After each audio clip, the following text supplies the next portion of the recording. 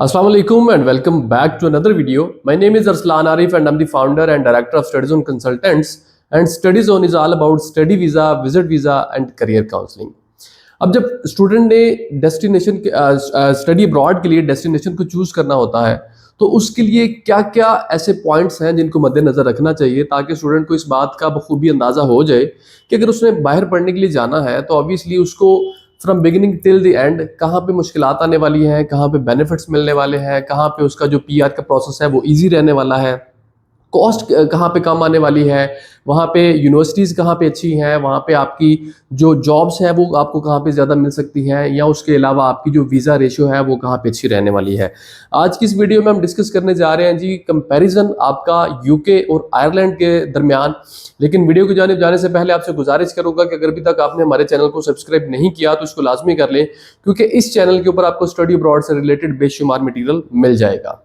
चलिए जी वीडियो को स्टार्ट करते हैं। दो कंट्रीज हमने चूज किए हैं, यूके एंड आयरलैंड। हम पूरी कोशिश करेंगे कि इसमें हम उनको एक टोटल कंपैरिजन आपके सामने रखा जाए, जो कि 2025 स्टार्ट हो चुका है। स्टूडेंट ऑब्वियसली अब डिफरेंट डेस्टिनेशंस के बारे में सर्च करेंगे, उनके उनके जो प्रॉज एंड कॉन्स हैं उनके बारे में सर्च करेंगे। तो हमने सोचा कि एक ऐसी वीडियो बना दी जाए, क्योंकि अक्सर जो स्टूडेंट हैं वो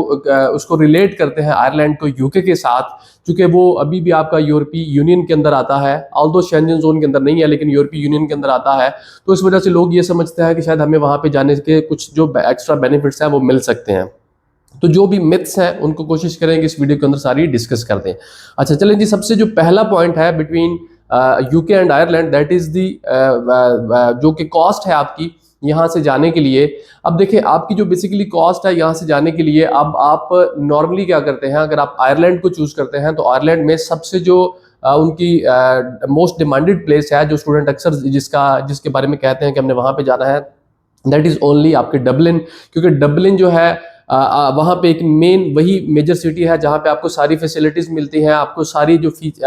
फैसिलिटीज़ हैं वो सारी वहाँ पे मिलती हैं। उसके अलावा आपको जो अच्छी यूनिवर्सिटीज़ हैं वो वहाँ पे मिलती हैं, और आपकी ओवरऑल जो वहाँ पे कॉस्ट आती है वो एक्सपेंसिव है। अगर हम इसका कंपैरिजन करें यूके के साथ, तो यूके में सिर्फ जो ये केस है एक्सपेंसिवनेस वाला, वो आपका सिर्फ और सिर्फ आपका लंदन के साथ आता है। लंदन एक्सपेंसिव है, लेकिन अगर आपके पास और देखा जाए तो आपके पास यहाँ पे मैनचेस्टर है, बर्मिंघम है, लीड्स है, इवन अभी तो रिसेंटली ग्लॉस्टरशायर भी काफ़ी इन हुआ था। ये सारे वो एरियाज हैं जहाँ पे आपको जॉब अपॉर्चुनिटीज़ बेशुमार मिलती हैं, लेकिन वहाँ पे ना तो आपको अकोमोडेशन एक्सपेंसिव लेनी पड़ती है, ना आपके लिए ट्रैवलिंग इतनी एक्सपेंसिव होती है, और ना ही आपके लिए जो बाकी ओवरऑल चीज़ें हैं वो इतनी एक्सपेंसिव हैं। तो कॉस्ट के कंपैरिजन में अगर हम देखें तो आपके लिए ओवरऑल, अगर हम यहाँ से जाने के एक्सपेंस की भी बात करें तो उस पॉइंट ऑफ व्यू से भी आपको आयरलैंड जो है वो क्वाइट एक्सपेंसिव रहेगा, क्योंकि आपको 6 महीने के लिए बैंक स्टेटमेंट शो करनी पड़ती है। उसके अलावा आपकी जो वहाँ पे फीस है वो भी तकरीबन 10-12 हज़ार पाउंड्स के करीब रहती है, अगर आपने अच्छे इंस्टीट्यूशन को चूज करना है तो। इसी तरह यूके है, वहाँ पे आपको सिंपली 28 दिन की स्टेटमेंट रिक्वायर्ड होती है, लेकिन यहाँ पे आपको जो फीस मिलने वाली है वो तकरीबन 8-10 हज़ार से स्टार्ट होकर 12-15 हज़ार पाउंड तक चली जाती है। जो दूसरा हमारा पॉइंट है दैट इज अबाउट जी आपका वहाँ पे जो PSW है। अब क्या होता है कि यूके के अंदर आपको चाहे आप बैचलर के लिए जा रहे हैं, चाहे आप मास्टर्स के लिए जा रहे हैं, यहाँ पे आपको 2 साल का PSW मिलता है, 3 साल की डिग्री की ड्यूरेशन है, मास्टर यहाँ पे 1 साल का भी है, 1.5 साल का भी है, 2 साल का भी है। या लेकिन अगर हम कंपैरिजन करें इसका आयरलैंड के साथ, तो आयरलैंड में आपको जो PSW मिलता है बैचलर्स के बाद वो सिर्फ 1 साल का मिलता है। यहाँ पे आके स्टूडेंट के लिए बेसिकली सोचने का पॉइंट है कि जब आपने डिग्री कर लेनी है तो असल टाइम तो पैसा कमाने का वही होता है जब आप अपना जो PSW पे जब शिफ्ट होते हैं। उसके अलावा अगर यूके में एक स्पॉन्सरशिप जॉब रिक्वायर्ड होती है वहाँ पे PR के लिए प्रोसीड करने के हवाले से, तो आपको आयरलैंड के अंदर भी क्रिटिकल स्किल्ड लिस्ट के ऊपर अपने आपको वो जो है आपको वो उस लिस्ट के अंदर आना पड़ता है, आपकी जॉब वो उस लिस्ट के अंदर होनी चाहिए, तभी जाके आप जो स्टैम्प 4 वीज़ा है उसके ऊपर जा सकते हैं। लेकिन यहाँ पे सिंपली आप अगर 5 साल पूरे करते हैं, स्पॉन्सरशिप जॉब आपको मिल जाती है, तो उस पॉइंट ऑफ व्यू से आप अपना जो नेशनलिटी है या PR का प्रोसेस है वो आपका वहाँ से स्टार्ट हो जाता है। तीसरे नंबर पे हमारा जो पॉइंट है वो बेसिकली है जी दैट इज अबाउट जॉब्स। आपकी जॉब्स की कैटेगरीज को देख ले, आप जॉब की अवेलेबिलिटी को देख ले। ऑल्दो करंटली अगर हम यूके की बात करें तो यहाँ पे थोड़ा सा जो मार्केट सिचुएशन है जॉब की वो उतनी अच्छी नहीं है जितनी कि आपको आयरलैंड के अंदर मिल जाती है। लेकिन एक फैक्टर और एक पॉइंट है कि आपको जो मल्टीपल जॉब्स ऑप्शंस हैं वो आपको यूके के अंदर ज़्यादा मिलते हैं कंपेयर टू आपका जो आयरलैंड है, क्योंकि आयरलैंड बेसिकली एक हेवन है for all the technical and all big Giants, जो कि ऑर्गेनाइजेशंस हैं, बड़ी बड़ी कंपनीज हैं, उनके लिए अब वहाँ पे आपको टेक्निकल जॉब्स मिल जाती हैं। लेकिन जो आपका ओवरऑल यूके है, यहाँ पे आपको वाइट कॉलर्स, जो आपका बेसिकली रेड कॉलर से लेके इवन गोल्ड कलर कॉलर तक की या जो वाइट कलर तक की जो जॉब्स हैं वो सारी आपको यहाँ पे इजीली मिल जाती हैं। तो यहाँ पे भी जॉब्स की थोड़ी सी सिचुएशन है, लेकिन अगर आप फर्दर जो स्किल्स हैं वो सीख के जाते हैं, ऑलरेडी मैंने एक 50 ऐसी स्किल्स के ऊपर वीडियो बना रखी है जो आपको यहाँ से जाने से पहले ज़रूर वो पार्ट टाइम स्किल्स सीख लेनी चाहिए, ताकि आपको यूके में अगर आप जाएँ तो वहाँ पर जाके आपको जॉब का किसी किस्म का प्रॉब्लम ना आए। आप साथ में कोई भी जॉब कर रहे हो, लेकिन ये वाली जो जॉब्स हैं वो आपको फर्दर पुश करेंगी to earn the side income along with your main job. अब इसके बाद अगर हम बात करें इंस्टीट्यूशंस या यूनिवर्सिटीज़ की, तो इसमें भी अब देखें आप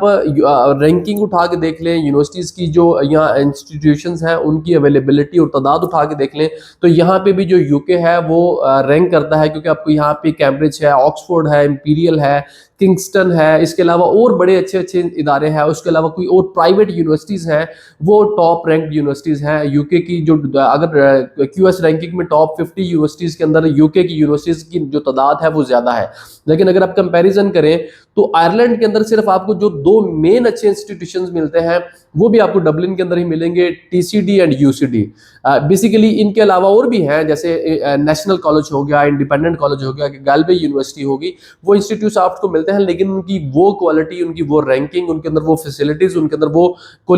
जो आपके स्टाफ है या उनकी जो वहाँ पे अमला है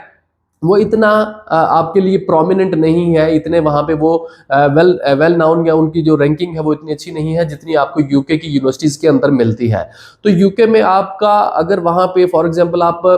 लंदन से हट जाते हैं तो आपके पास ऑप्शन है मल्टीपल सिटीज़ के अंदर। इवन आप स्कॉटलैंड के अंदर चले जाए, वहाँ पे आप अपना जो मेन उनका स्कॉटलैंड है, वहाँ पे आपको मल्टीपल ऑप्शंस मिल जाते हैं। वहाँ पे बड़ी प्रोमिनेंट यूनिवर्सिटीज़ हैं जो कि क्यूएस रैंकिंग में अच्छी अच्छी रैंकिंग में है। उनकी फीस भी ऑलमोस्ट आपको उतनी ही मिलेगी जितनी आपको वहाँ पे टीसीडी और यूसीडी में मिलेगी। अब सबसे जो लास्ट पॉइंट है और जो सबसे इंपॉर्टेंट पॉइंट है मेरी नज़र में, वो है जी आपकी वीज़ा रेशो।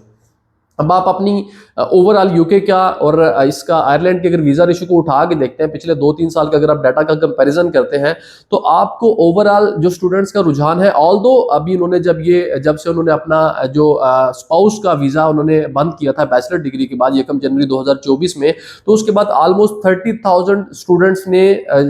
जो है वो कम एप्लीकेशन रिसीव हुई हैं उनको एज कम्पेयर टू 2023 या 2022, जबकि आपका स्पाउस वीज़ा अलाउड था